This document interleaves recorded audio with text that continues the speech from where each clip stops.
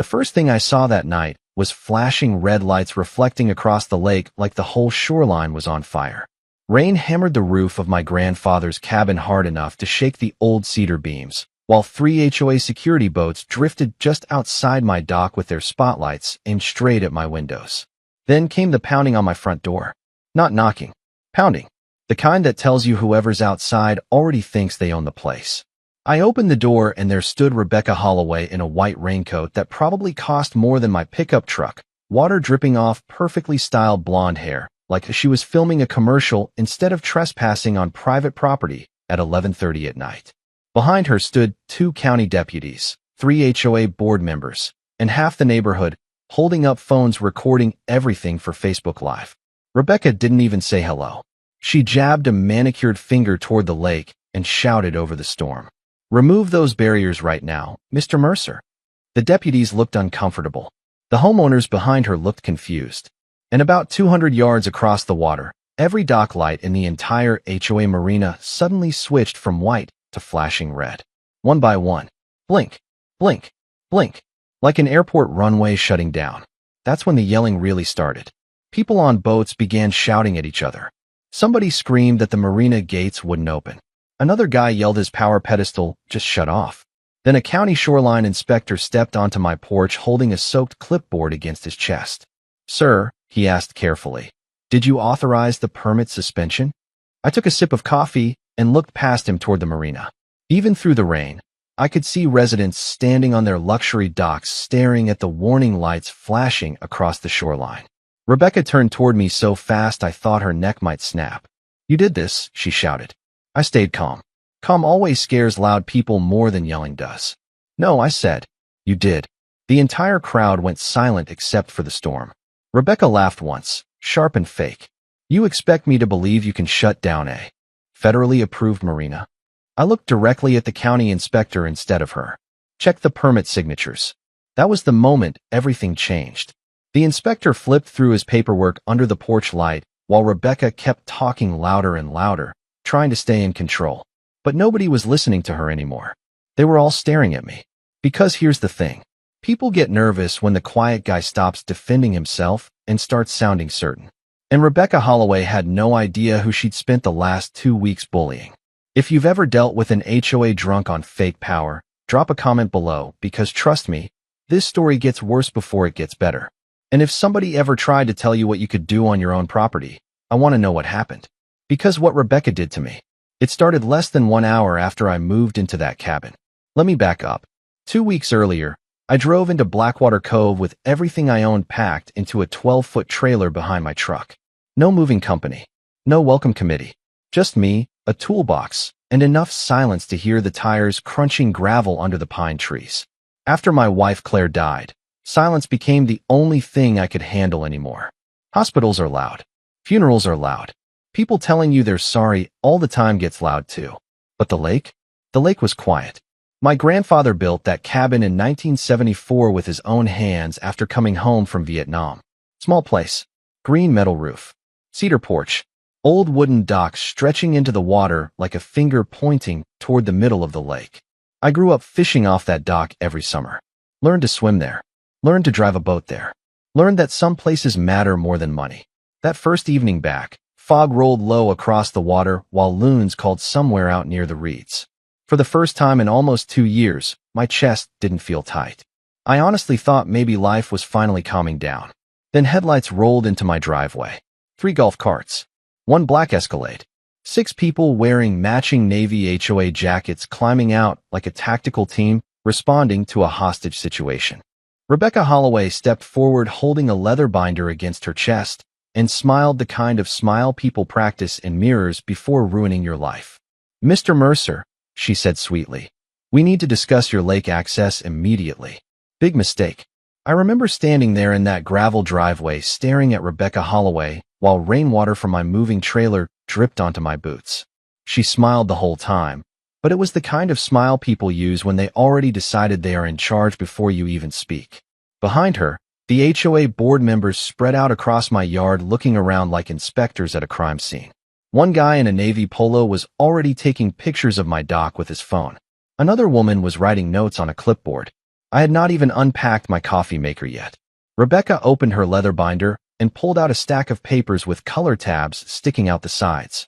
"Welcome to Blackwater Shores," she said in that syrupy voice people use right before making your life miserable. "We like to meet all new residents immediately to discuss shoreline expectations." I looked past her toward the lake.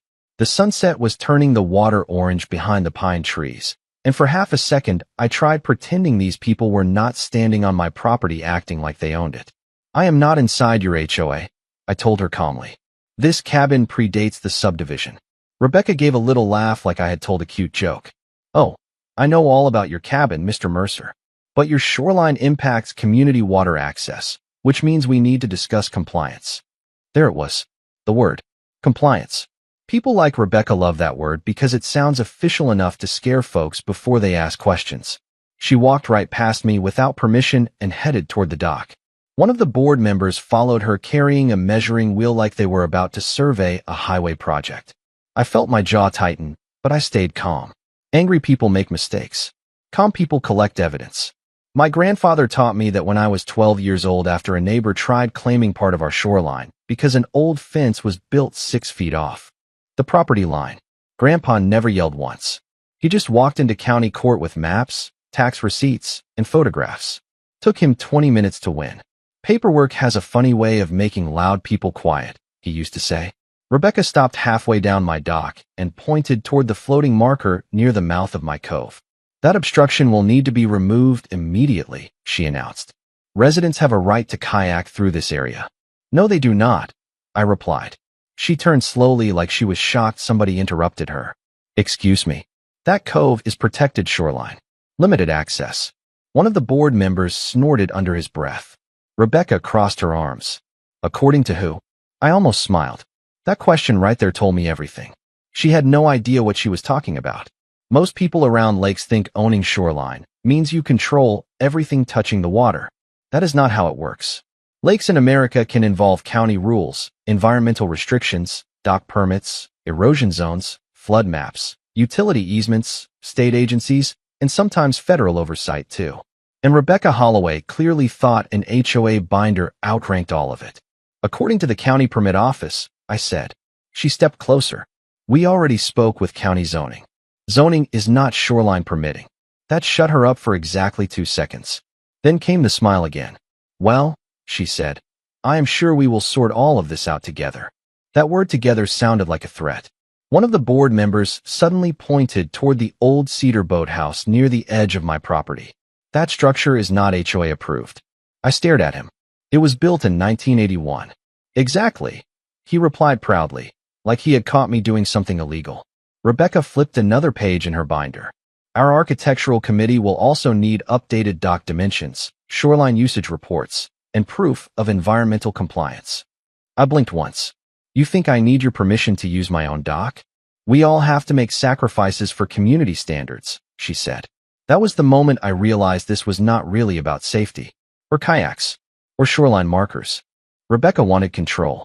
Some people cannot stand seeing land they do not control sitting next to land they do. Especially waterfront property. Especially old property.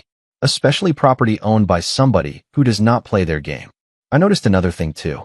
Every single board member kept glancing toward the marina farther down the shoreline. Huge place.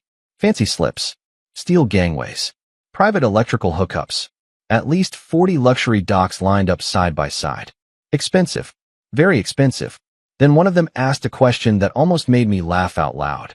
"You planning any shoreline modifications while you are here?" I looked at him carefully. "Why?" "Just curious." No, he was not.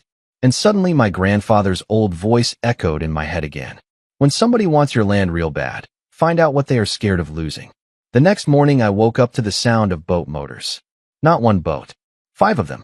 I walked onto the porch with a cup of coffee and saw 3 fishing boats and 2 kayaks floating right inside my cove like it was a public park. One guy was casting a fishing line 20 feet from my dock, while a woman in a bright pink visor paddled straight past the private shoreline marker. I stood there for a second trying to process what I was seeing. Then I noticed the signs. Fresh signs. White plastic with the HOA logo printed across the top. Community Access Waterway. The signs had been zip-tied to my dock posts overnight. That was fast. Real fast. I climbed down the steps and walked toward the shoreline while gravel crunched under my boots. One of the fishermen looked over. "Morning," he said casually. "Beautiful spot you got here." "Yeah," I replied. "Private spot too." The guy frowned. "Rebecca said this area was approved for shared use." Of course she did. The kayaks drifted closer while the woman in the visor smiled awkwardly. The HOA newsletter said residents could finally use this cove now that shoreline access was standardized. I almost laughed at the way she said standardized, like it was some official government project instead of a woman with a clipboard making things up. "Did the newsletter also tell you who owns this dock?" I asked. The woman hesitated. "The community?"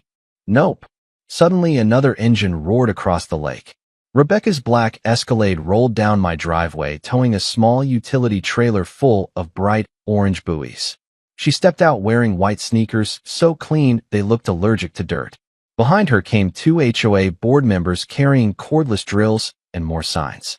Rebecca smiled the second she saw me standing there. "Good morning, Ethan. Wonderful turnout today, right? You put signs on my dock." "Temporary markers," she corrected. "For resident safety." One of the board members immediately started drilling another sign into the edge of my boathouse. That did it. "Stop." The guy froze mid-drill. Rebecca tilted her head slightly. "Excuse me." I said, "Stop drilling into my property." The board member looked at Rebecca instead of me. That told me everything about how this HOA operated. Nobody thought for themselves. Rebecca folded her arms. "Your shoreline creates a navigational bottleneck. We are simply improving access. By trespassing?" Her smile faded just a little. "Mr. Mercer, cooperation makes these situations easier for everyone." "Funny," I said. "Usually people ask permission before touching somebody else's property." One of the fishermen quietly reeled in his line. Smart guy. He could feel the temperature changing. Rebecca walked closer until we were standing only a few feet apart on the dock. "You need to understand something," she said softly. "This lake community functions because people work together. Residents invested a lot of money to live here. And isolated ownership attitudes hurt property values." There it was again. Property values. That phrase was like a religion to people like Rebecca. She looked past me toward the old cedar cabin with visible disappointment. Like the place offended her personally by existing. "Your dock, your boathouse, those old shoreline markers," she continued. "They do not align with community aesthetics." I actually laughed this time. "My grandfather built this dock before your subdivision was a parking lot." Rebecca's face tightened for half a second before the fake smile returned. "Then maybe it is time for an update." Behind her, one of the board members was already unloading the orange buoys from the trailer. I walked down the dock slowly and picked one up. Printed across the side were the words HOA Approved Access Lane. These people had spent money making custom equipment for property they did not own. That takes a special level of confidence. Or stupidity. "You should probably return these," I said calmly. "Return what?" "The buoys." Rebecca sighed dramatically, like I was the difficult one here. "Ethan, we already coordinated shoreline planning with county officials." "Which officials?" "The zoning office." "That is not shoreline authority." Silence. Tiny silence. But I caught it. Rebecca glanced toward one of the board members for less than a second. Most people would miss that look. I did not. Because suddenly the whole thing smelled wrong. People bluff all the time. But experienced bluffers do not repeat the same weak point twice unless they are hiding something bigger. Rebecca changed the subject fast. "We are also scheduling dock inspections next week." "No, you are not." "Excuse me. You do not have jurisdiction over this cove." "According to who?" she snapped.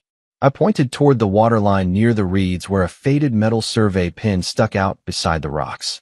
"According to county shoreline district maps." Rebecca looked annoyed now. Not angry yet. Just annoyed somebody was not folding under pressure. One of the older residents sitting in a fishing boat nearby finally spoke up. "Maybe we should double-check this first." Rebecca spun toward him so fast, it almost made me laugh. "Harold, the board already approved this." The old man shrank back immediately. And right there I understood the real game. This woman had spent years training people around this lake to stop questioning her. But I was not one of her residents. And what Rebecca Holloway still did not understand was that every illegal sign, every fake notice, every unauthorized shoreline change she made was creating a paper trail. And paper trails can destroy people a whole lot faster than arguments can. 3 days later, I found a bright yellow violation notice taped to my front door. Not mailed. Taped. Like some teenager delivering a pizza flyer. The paper flapped in the wind while I stood there holding a grocery bag full of coffee and canned soup. Across the top in giant red letters, it read Final Notice of Noncompliance. Underneath were 4 separate violations. Unauthorized shoreline obstruction. Failure to comply with community access standards. Unsafe dock configuration. Non-approved waterway restriction devices. At the bottom was the part that made me laugh out loud. Fine due immediately, $2,000. I looked around the empty driveway expecting cameras because the whole thing felt ridiculous. Then I noticed another paper underneath. Mandatory appearance before the HOA Compliance Committee Saturday at 9 a.m. Failure to appear may result in county escalation. County escalation. There was that fake authority language again. They wanted everything to sound official enough to scare people before those people realized half the words meant absolutely nothing. I walked inside, set the groceries on the counter, and read the notice again slower this time. Rebecca had even added fake legal references in bold print. The problem with bluffing legal language around somebody who actually understands permitting law is that bad bluffing sticks out fast. They cited zoning code sections that had nothing to do with shoreline access. One code was literally about storm drain placement in commercial parking lots. Another applied only to public marinas larger than 20 slips. These people were just throwing around numbers hoping nobody checked, which told me something important. Rebecca was used to winning because nobody challenged her. Around noon, I heard engines again. I looked out the kitchen window and saw 2 trucks backing down toward my shoreline, carrying stacks of floating dock sections. For a second, I honestly thought they had the wrong address. Then I saw Rebecca standing beside the trucks, pointing toward my cove, like she was directing an airport runway crew. I walked outside immediately. What exactly do you think you are doing? Rebecca smiled without looking at me. Installing temporary community access platforms. On my property. Adjacent. Shoreline space. I blinked once. That is not a real term. One of the contractors looked uncomfortable already. Smart man. He had probably dealt with lawsuits before. Ma'am, he asked Rebecca quietly. You sure permits are cleared for this? Rebecca waved him off instantly. The HOA already approved everything. The contractor scratched his beard. That is not really what I asked. I almost liked the guy right there. Rebecca finally turned toward me with visible irritation. Ethan, this process would move much faster if you stopped resisting community improvements. Community improvements usually happen on community property. One of the workers quietly stopped unloading equipment. Another guy pulled out his phone and started rereading something. Probably the work order. Rebecca noticed the hesitation too. Her voice sharpened immediately. Gentlemen, proceed. Nobody moved.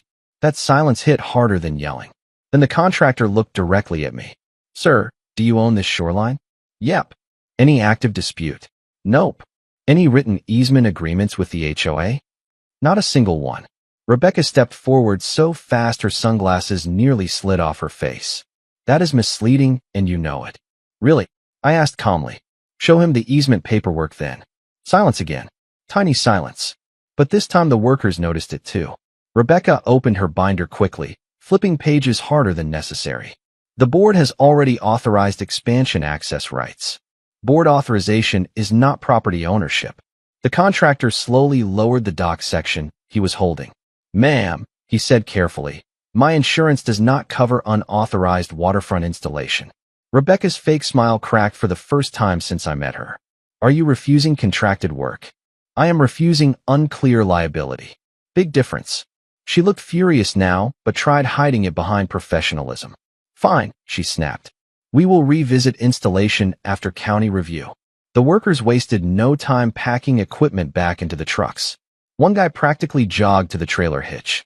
Rebecca stood there breathing through her nose while the lake wind whipped her expensive blazer around. Then she lowered her voice. You think you are very clever, do not you? No, I said honestly. I just read paperwork before signing things. That hit harder than I expected because her face tightened instantly. There it was again, that little flash of panic hiding underneath the Control Act. And suddenly something clicked in my head. Rebecca was moving too fast. Way too fast.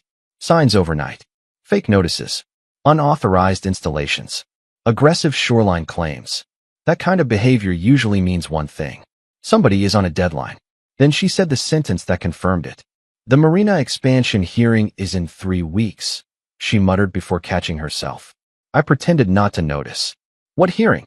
Nothing concerning you. But her expression said otherwise. She climbed into her Escalade and slammed the door hard enough to shake the whole vehicle. As she drove away, I looked across the lake toward the massive HOA marina again. Fresh steel docks, new retaining walls, expanded shoreline platforms. Expensive work. Very expensive work. And suddenly I understood why Rebecca cared so much about controlling my cove. My property sat directly beside the narrowest water channel feeding into their marina, which meant if somebody controlled shoreline compliance there, they controlled a whole lot more than one old dock. The HOA compliance meeting happened that Saturday morning inside a clubhouse that looked more like a hotel lobby than a neighborhood building. Tall stone fireplace, fancy leather chairs, a giant chandelier hanging over a polished table big enough to land a helicopter on. Somebody had even put cucumber water out beside little plates of pastries like they were hosting a business seminar instead of bullying homeowners over shoreline access. I walked in wearing jeans and work boots while every HOA board member sat there dressed like they were auditioning for a real estate commercial. Rebecca sat at the head of the table with her binder open and a little silver nameplate in front of her that actually said President. I wish I was joking. The second I walked in, conversation stopped. Not nervous stopped. Controlled stopped. Like they had rehearsed this. Rebecca folded her hands neatly. Mr. Mercer, thank you for finally attending. You taped a fake legal notice to my door, I replied. Felt rude not to show up. A couple people around the table shifted awkwardly. Rebecca ignored the comment completely. Let us begin. Then they started listing violations like I was standing trial. Unauthorized shoreline barriers. Failure to cooperate with community standards. Resistance to navigational improvements. One guy actually said navigational improvements with a straight face while talking about kayaks drifting into private property. But the strange part was not the accusations. It was how nervous some of the board members looked while saying them. Especially a skinny guy named Trevor who kept wiping sweat off his forehead every time the marina came up. Rebecca noticed it too. She kept cutting him off before he finished sentences. The marina expansion remains fully compliant. She snapped at one point before anybody had even questioned it. That caught my attention fast. Nobody had mentioned the marina yet. Interesting. Then Rebecca pushed a stack of papers across the table toward me. Sign these, and we can resolve this peacefully. I looked down. Shoreline Cooperation Agreement. Temporary Community Access Easement. Voluntary Compliance Acknowledgement. My eyes stopped on the easement section. There it was. The real goal. They wanted legal access through my cove. Permanent legal access. And they wanted me to hand it over voluntarily. I leaned back slowly. You came to my house 30 minutes after I moved in because of this, did not you? Rebecca smiled tightly. The community has long-term development plans. For the marina. Tiny silence again. Trevor nearly dropped his pen. Rebecca's expression hardened. Blackwater Shores is expanding recreational capacity to support increasing property demand. That is a yes. One of the older board members cleared his throat quietly. Rebecca, maybe we should discuss this privately first. She shot him a look sharp enough to cut steel. There is nothing private to discuss. Then she turned back toward me. The marina project will significantly increase property values across the lake. And my cove sits directly beside the expansion channel. Nobody spoke. That told me I had just hit the center of the target. Rebecca stood up slowly. Mr. Mercer, you are creating unnecessary conflict over routine shoreline planning. Routine. I laughed softly. You tried installing docks on my property without permits. Temporary structures. Still illegal. Trevor dropped his eyes straight to the table. Another board member suddenly became very interested in his coffee cup. Rebecca was losing control of the room, and she knew it. So she switched tactics. Do you understand how much residents here invested in this community? She asked. Do you understand what happens if development gets delayed? Sounds expensive.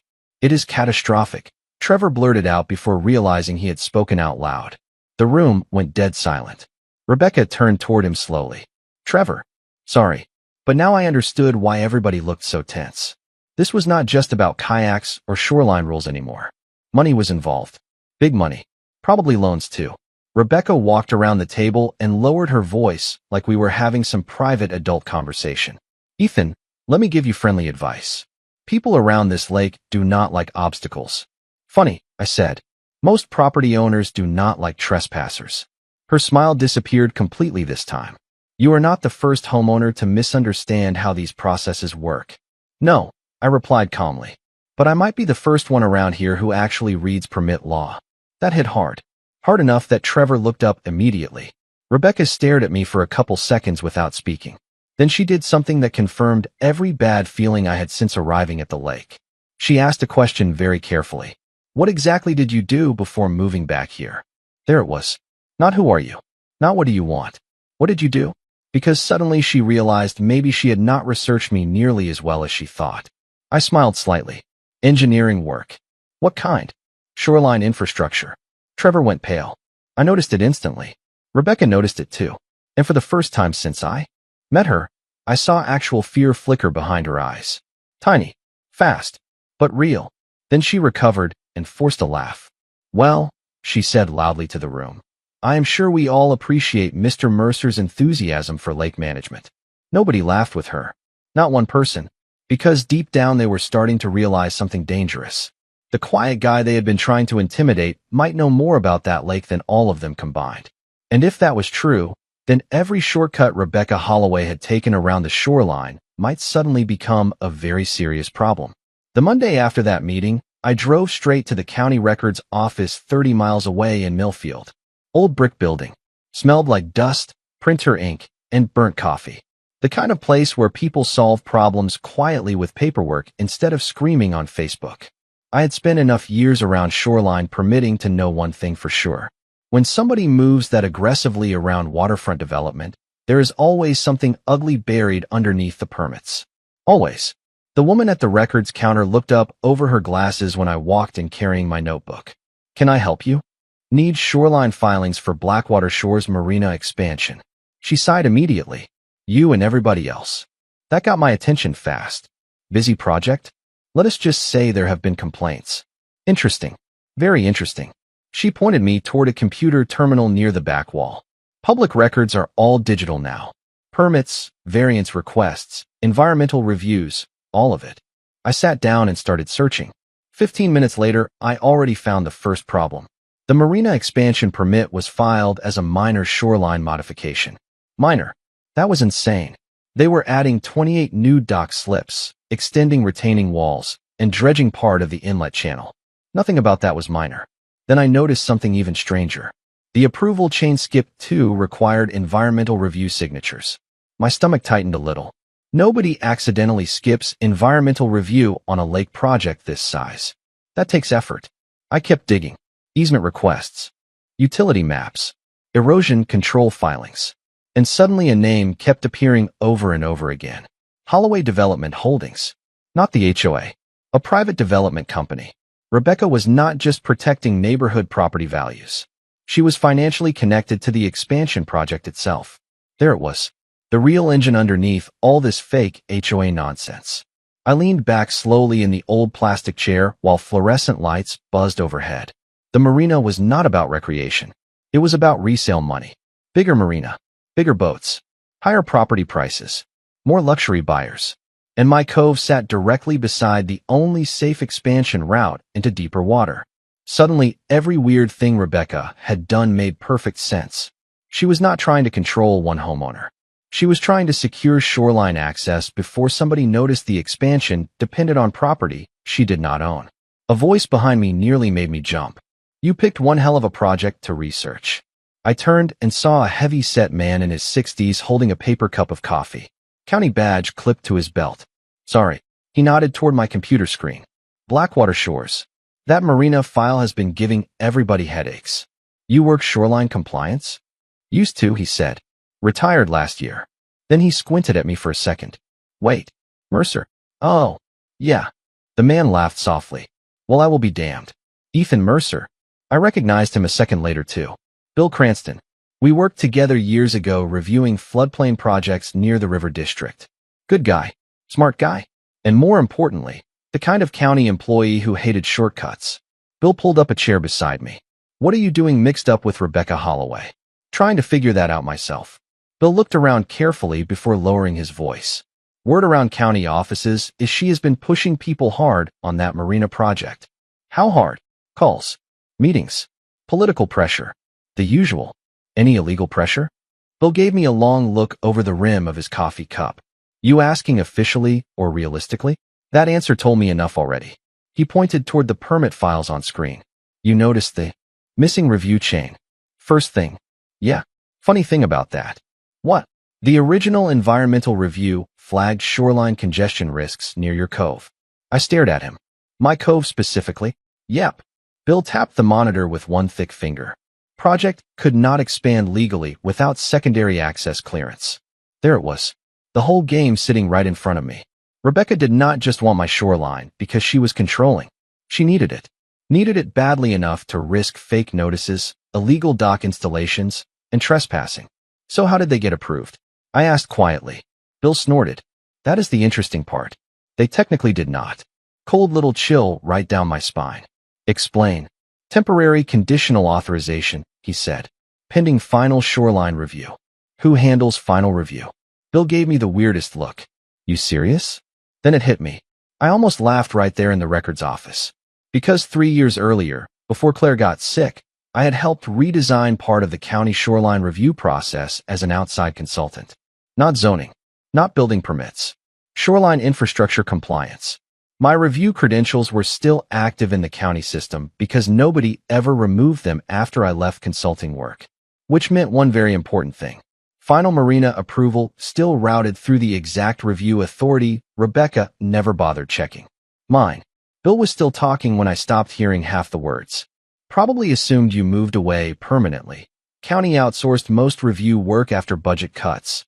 If somebody reopened the file now, it could delay everything for months. Months. There was the deadline pressure. There was the panic. Rebecca was racing to secure physical shoreline control before official review reopened. Because once formal compliance inspection started, every shortcut around that marina would get exposed. Bill leaned closer. Ethan, off the record? If I were you, I would look real hard at those retaining walls. Why? Wrong materials for that waterline. You sure? I am retired, he said carefully. Not blind. Then he stood up with his coffee and paused before walking away. One more thing. Yeah. People who move that fast around permits usually know they are running out of time. I sat there staring at the marina filings while the fluorescent lights hummed overhead. And for the first time since arriving back at the lake, I realized something dangerous.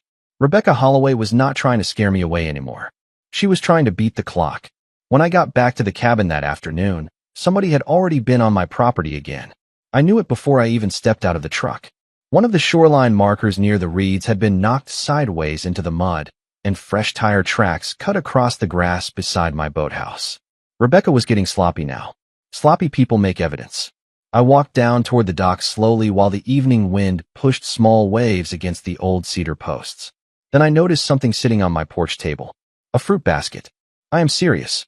Apples, crackers, cheese, little ribbon tied around the handle like we were neighbors exchanging Christmas gifts instead of fighting over shoreline rights.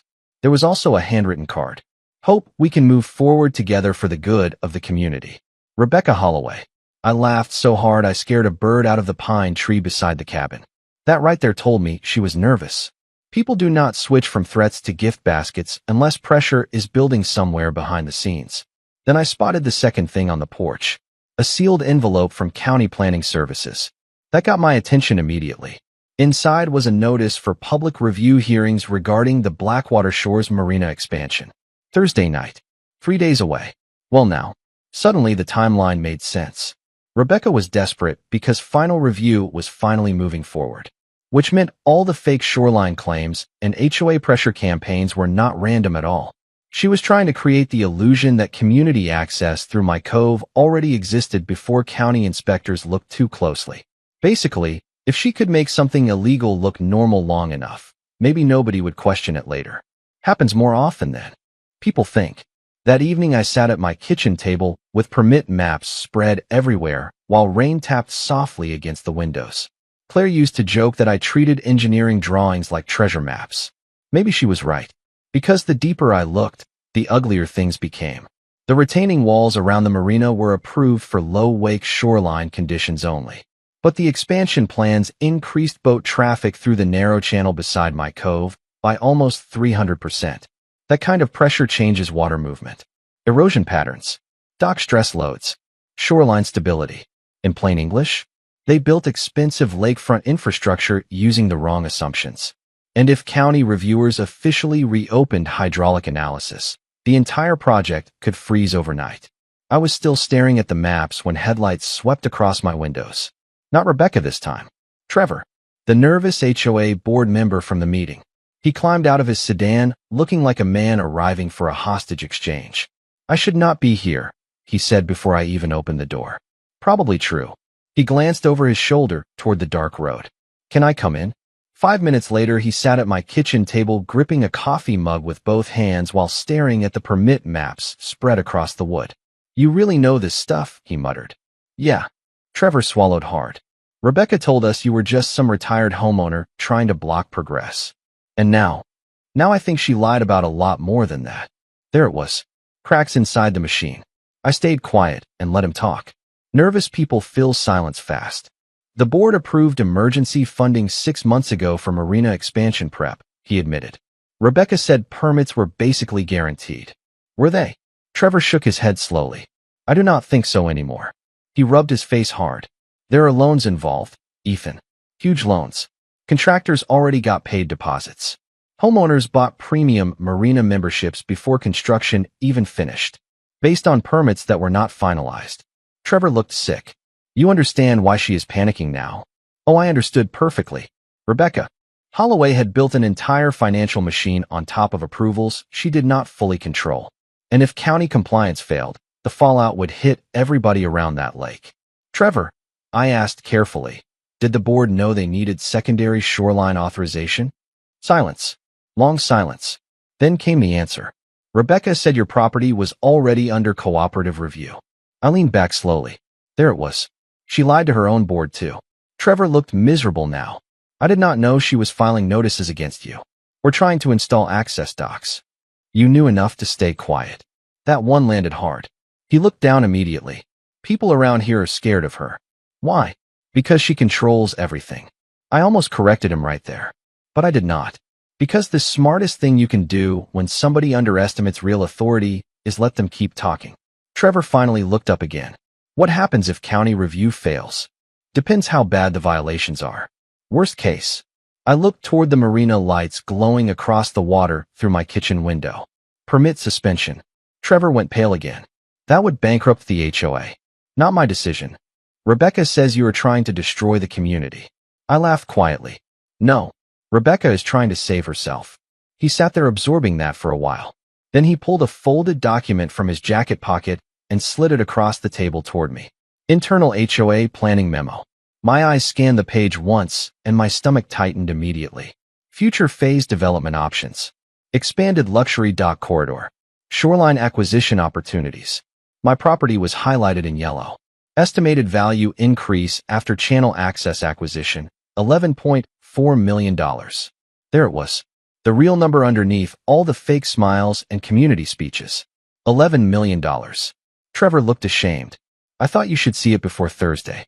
I folded the paper carefully and set it beside the permit maps. "You just did yourself a favor tonight." "How?" "You finally started reading the paperwork before signing things." Trevor gave a weak little laugh at that. But after he left, I sat there, alone listening to rain hit the lake, while one ugly truth settled deeper into my gut. Rebecca Holloway was not going to back down before the hearing. Not after this much money. Which meant the storm coming Thursday night was going to hit a lot harder than anybody around Blackwater Shores realized. Thursday night arrived with thunder rolling across the lake hard enough to rattle windows. By 6 o'clock, the county hearing room was packed shoulder to shoulder with homeowners from Blackwater Shores. Some looked angry. Some looked nervous. Most looked confused. Outside, rain hammered the courthouse steps while lightning flashed over the water in the distance. Inside, everybody kept whispering about the marina, about permits, about possible delays. Rebecca Holloway walked in like she was still completely in control. White blazer, perfect hair, expensive leather folder tucked under her arm. 2 attorneys followed behind her carrying binders thick enough to stop bullets.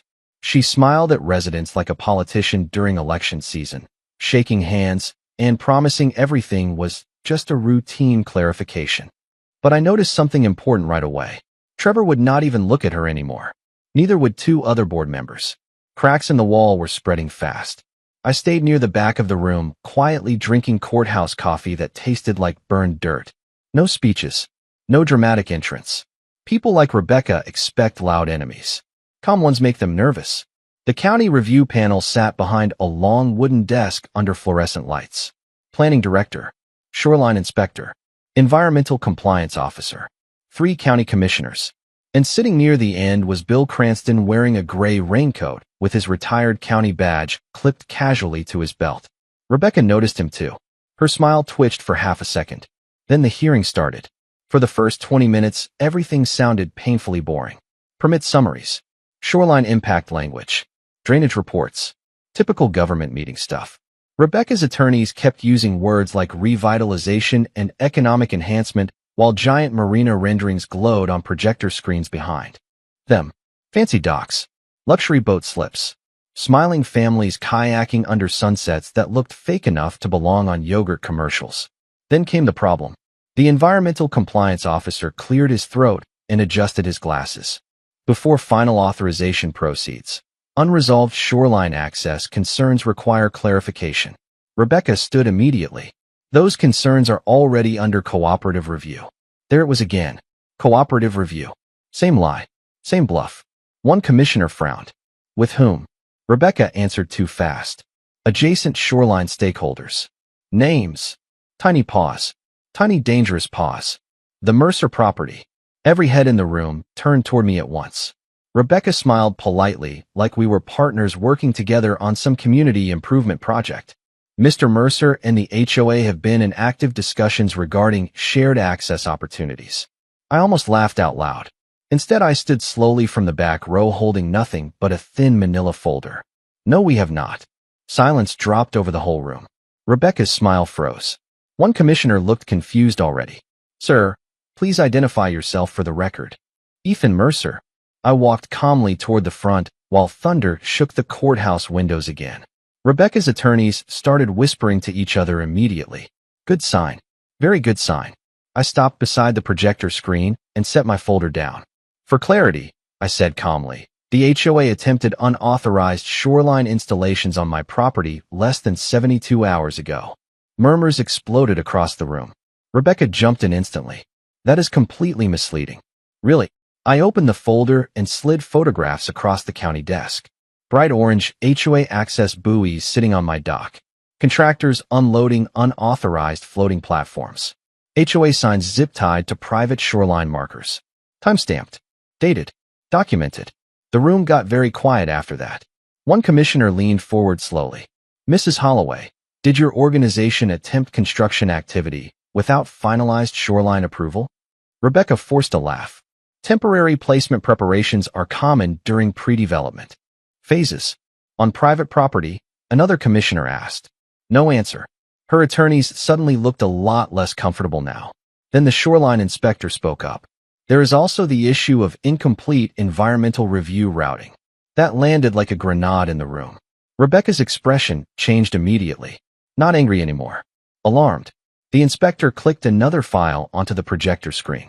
Permit chain history appeared across the wall behind us. Dates. Signatures. Review stages. Then came the line that made the entire room stop breathing. Final shoreline infrastructure review. Pending authorization. Review authority. Ethan Mercer Consulting credentials active. Somebody in the back literally said, "Oh no." Rebecca turned toward me so fast her chair nearly tipped over. You knew? I stayed calm. You never asked. The environmental officer continued speaking while half the room stared at me like I had just pulled a magic trick. Mr. Mercer's inactive consulting credentials remain attached to county shoreline infrastructure review systems established under the 2019 Compliance Restructuring Program. Bill Cranston coughed into his coffee cup, trying not to smile. One commissioner looked furious now. Mrs. Holloway, are you telling this panel your organization moved forward with financial commitments before confirming final shoreline authorization? Trevor finally stood up from the audience. Poor guy looked like he had not slept in days. Rebecca told the board approval was basically guaranteed. Boom. There it was. Publicly. Out loud. Rebecca spun toward him in complete disbelief. Trevor, sit down. No, he said quietly. I am done lying for you. Murmurs exploded across the hearing room again. Homeowners started whispering angrily. One older man stood up near the back yelling, "You raised our HOA fees for this project." Another woman shouted, "You told us permits were finalized already." Rebecca tried regaining control fast. Everyone calmed down. This is a temporary administrative misunderstanding. No, I said quietly. It is a compliance failure. The shoreline inspector nodded slowly. Pending investigation, all marina expansion. Activity is hereby suspended effective immediately. The room erupted. People shouting. Chairs scraping. Attorneys whispering frantically. One commissioner slammed his hand down demanding order. But Rebecca was not listening anymore. She was staring at me with absolute disbelief. Like she still could not understand how the quiet widower in the old cedar cabin had just shut down her entire project with paperwork and patience instead of screaming. Then lightning flashed outside the courthouse windows. And somewhere across the lake, the marina lights went dark. The fallout hit Blackwater shores faster than a summer storm rolling across open water. By sunrise the next morning, county inspection trucks were already parked beside the marina with orange barriers blocking half the dock entrances. Residents stood around in rain jackets holding coffee cups and staring at notices taped to the gate like the world had ended overnight. In a way, for Rebecca Holloway, it had. The county suspended every active expansion permit pending full environmental review. Contractors pulled equipment off the shoreline before noon. Survey crews started taking measurements around the retaining walls. And the fancy new marina slips people had already paid deposits on closed indefinitely. Turns out banks get real nervous when permit investigations start appearing in public records. Funny how fast confidence disappears once lawyers and lenders show up at the same time. I watched most of it from my dock with a fishing rod in one hand and Claire's old coffee mug in the other. The lake was quiet again for the first time since I moved back. No HOA golf carts. No fake compliance notices. No kayaks drifting into my cove like they own the place. Just water tapping softly against cedar posts while fog rolled across the surface in slow white waves. Peace finally felt possible again. Around mid-morning, Trevor showed up carrying a cardboard box full of HOA documents. "You were right," he said before even sitting down. "About what?" "Everything." He looked exhausted, like a man who had not slept in a week. "Residents are furious. Half the board resigned last night." "And Rebecca?" Trevor gave a dry, little laugh. "Her attorneys told her not to talk to anybody." Smart advice. Apparently, county investigators discovered several shoreline modifications had been started before final review approval. Even worse, some of the HOA financial disclosures never warned homeowners the marina project still depended on unresolved shoreline access. That is a big problem when people spend money expecting guaranteed development. Real big. Trevor pulled one paper from the box and handed it to me. Emergency HOA meeting notice. Agenda item number 1. Vote of no confidence against Rebecca Holloway. Well now, documentation really does make loud people quiet. "You going?" Trevor asked. I looked out across the lake toward the marina. "Nope. Why not? Already solved my problem." That confused him for a second until I pointed toward the shoreline. "I did not come back here to run an HOA war, Trevor. I came back because my wife died and I needed someplace quiet enough to hear myself think again." He nodded slowly after that. Some fights are not really about winning. They are about protecting the last peaceful thing you have left. 2 weeks later, the county released preliminary findings. Improper permit routing. Incomplete environmental disclosures. Unauthorized shoreline preparation activity. Investigation ongoing. The marina expansion officially froze. Homeowners immediately started suing the HOA board for financial misrepresentation. Rebecca resigned 3 days later through a statement emailed by her attorneys. No apology. No dramatic speech. Just gone. Funny thing about people who build power on intimidation. Once the paperwork turns against them, they disappear fast. But the best part came later that fall. County crews removed every fake HOA shoreline marker from my cove. Every last one. I stood there watching them load the signs into a truck while cold October wind rolled through the pine trees. One worker held up an old community access sign and asked, "Want this thing?" I smiled. "Nah. Lake looks better without it. And it really did. By November, the water turned glassy in the mornings again. Loons drifted through the mist near the reeds while frost coated the old dock. Boards silver at sunrise. Some evenings I would sit wrapped in Claire's old blanket listening to the tiny creaks of the cedar cabin settling in the cold air. No shouting. No engines. No meetings. Just quiet. Real quiet. The kind people spend their whole lives trying to find. One Saturday morning I looked up from repairing an old fishing net and saw a little boy standing near the edge of my driveway, holding a tackle box almost bigger than he was. His grandfather stood behind him, looking nervous. "Sorry to bother you," the old man said. "My grandson heard there were trout near your cove. We can leave if this is private." I looked at the kid for a second. Freckles. Missing front tooth. Same nervous excitement I probably had 40 years ago standing beside my own grandfather on this same shoreline. Then I looked out across the lake one more time. "Nah," I said, smiling a little. "Water's fine today. Just stay clear of the reeds on the left side." The boy took off running toward the dock, like Christmas came early. His grandfather thanked me twice before following behind him slower. I leaned back against the porch rail listening to their footsteps on the old wood while cold lake wind carried the smell of pine and water across the cove. And right then I realized something. Rebecca Holloway spent months trying to control that lake because she thought ownership meant power. But she was wrong.